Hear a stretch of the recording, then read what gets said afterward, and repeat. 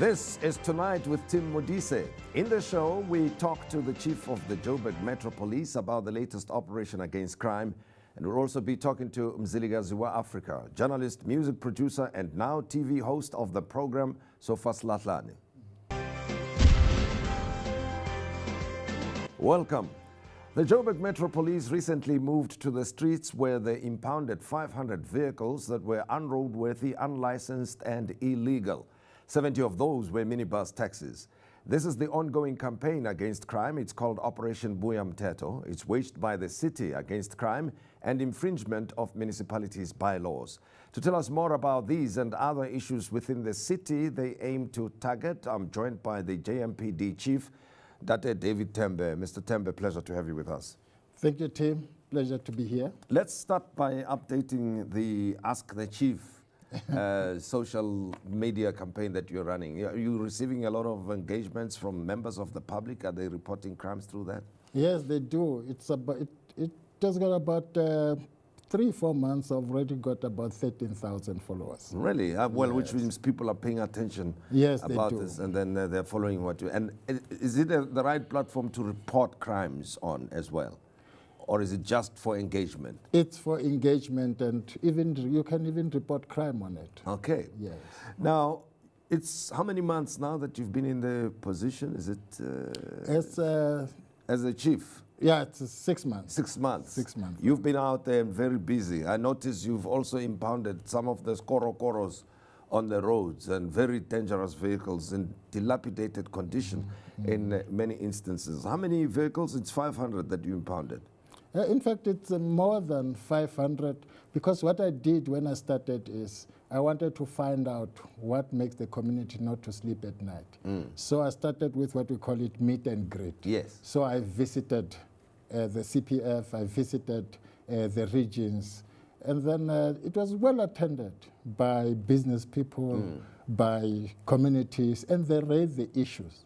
One of the main problems that they are facing is vehicles driving, facing oncoming traffic, skipping the robots, yes. Creating havoc in the city. That's right. And therefore you went out, set up these roadblocks. Tell me about the experience. I've seen some of the video clips of the kind of vehicles that you've had to get off the roads. And disappointingly, and I think it's a matter that we have to pay particular attention to, is that these are, some of the vehicles are vehicles that transport people. Tell me about the whole experience. Yes, what I did is the issue of having a roadblock is overrated, a roadblock. So we come up with the issue of targeting those who are breaking the law. What we did is went, for an example, to Vetkoppen. At Vetkoppen, it was at about 5 o'clock, we target those who are driving recklessly, those who are driving facing oncoming traffic. So we'll stop plus minus 25 vehicles. Then we'll take all those vehicles to the testing station, so that it can be tested. We check everything, whether it's got a driver's license, the vehicle itself fitness, whether it has got the right brakes or whatever, everything that we have to check on the vehicle. We even work with the SAPS, where they check if the vehicle is stolen. If it is stolen, then it goes to 13. That is the pound for SAPS. If it is not, but is owing some fines and is not fit to be on the road, it's not roadworthy, we take it to our pound. And we instruct the drivers of the operators to fix those vehicles. If it's not fixed, and then we crash them within 180 days. And you have crashed these vehicles before. I mean, others, when you look at the pictures, they're not definitely fit. They cannot be fixed. You can't put them back on the roads, in other words. So is that what you do? You crash those vehicles? Under Buyamteto this month, we've crashed 95. What happens to the owners? What do they say to you if they know that you're going to be crashing their vehicles today? Most of them don't come. You'll find that most of these vehicles are not in a position to be fixed. So they don't even, you can send a letter, you can do whatever. Some of them don't even respond. Wrong addresses, they haven't been paying a disc for about since 2015. Sure. So they are not roadworthy, so they don't even bother So to now, come and fetch them. as matters stand, you have crushed 95 unroadworthy vehicles in the past This month. This month. Yeah. Is this a monthly thing that you do, or it happens? We're looking at doing it on a monthly basis because we give the owner, in terms of the Act, 180 days. Okay. And we notify him last address. In most cases, Sure. the addresses are wrong. Now, this is not the only operation that you are running under the campaign Untitled. You've also been going out there looking at people who've been stealing electricity from the city. And you found some of the big users. I heard the mayor recently mention something that was going on in Yeoville or in Waterfall and other such places. What's happening on that front? A strange thing is that most of the people who are doing that are business people. Some of the churches that you see that who are preaching, they are still stealing from the government. So we go out there and we give them warnings, we disconnect, and we arrest some of them. So who are the biggest culprits that you have disconnected recently? I've heard of amounts that run into millions, for instance. It's the business. Business people. What do they do? I mean, typically, because normally when we talk about illegal connections, fairly or unfairly so, you think this is happening only in informal settlements, but it's happening even in the city itself. Yeah, because of the corruption that is rampant in the city of Johannesburg, they connect illegally and then they run their business without paying a cent. So without our own that are working with the business people, the churches and this, they wouldn't be able to. So you have to root out corruption in the city and deal with the culprits. So typically, how would the scam work? Somebody will be illegally connected, right? Yes. And the amount of electricity that they consume would be of what cost? We have disconnected some of, look at the KFC that is in Yeoville. It was owing millions. KFC? Yes, it's closed now. Yeah. It was owing millions. So this is one of the examples of those. But other big companies make an arrangement with the city. We say that, okay, we'll pay you 10 million this month, and then we're making an arrangement, we'll pay you about 1.5 million. Hold on, Dr. Tembe. When you say somebody makes arrangements to pay 10 million now and will pay, how much would such a consumer be owing the city anyway? About 60 million. There are those who owe up to 60 million. Yeah. Others about 80 million.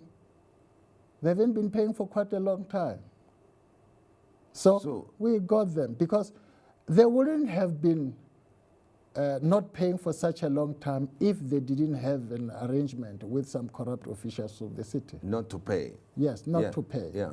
Or do some illegal connection or put a different meter. So he has got a meter reading, but it's not really connected for us to be able to see that he's owing so much. Yes. Yes. So therefore it will show low consumption. And Yes. the person Yes, pays that's less. what they do. Yeah. But how much more do you think is still there to be collected from such people who are connected illegally, from such businesses? I wouldn't tell because finance will be able to do that. But what I can say is, we have collected over 300 million so far. Let's talk about the other issues that the communities have been saying to you that they want you to deal with. What are the other complaints that you've received out there? Drugs. You find that these drug dealers now goes to the school and sell drugs to our school children. I shudder to think that in 10 years to come, we'll have a nation that is taking drugs because they target the small kids.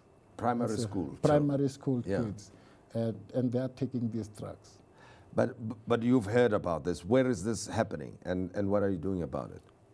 We have got a special unit. We have got our K9. Their job, it was established by the executive mayor and the MMC, Mr. San, that was last year before my time, and that unit is really doing a good job. Every day, they arrest some of these drug dealers. How do they operate so that, you know, the viewers can know how to look after the children? Because you only come after the fact, isn't it? Yes.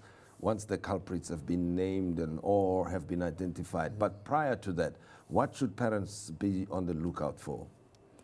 At the moment when I started, I said, Johannesburg Metro Police is part of the community.